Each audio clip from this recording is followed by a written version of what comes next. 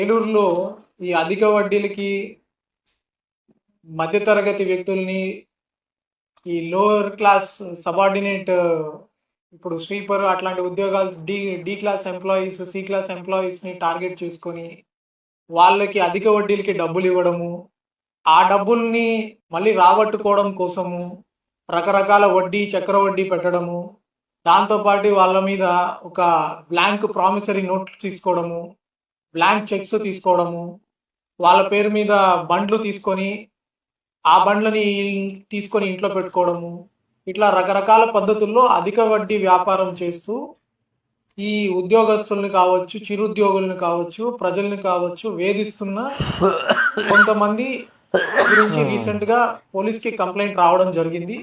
దానికి సంబంధించి ఆల్రెడీ వీళ్ళ గ్యాంగ్ లో ఉన్న ఇద్దరు వ్యక్తుల్ని అరెస్ట్ చేయడం జరిగింది. దీంట్లో ముఖ్య పాత్ర వహిస్తున్న మెయిన్ పర్సన్ ఈ Medapati Sudhakar Reddy, son of Srinivas Reddy, 41 years. ఇతను ఏలూరు సత్రంపాడులో ఉంటారు, ఫ్లాట్ నెంబర్ 204. ఇతనితో పాటు ఇంకొక లేడీ అల్లాడ లావణ్య, వయసు 39 సంవత్సరాలు. ఈమె తర్వాత వీరమల్ల రాజేష్, సన్ ఆఫ్ గంగాధర్, ఇతనిది అనపర్తి. వీళ్ళందరినీ కూడా అరెస్ట్ చేయడం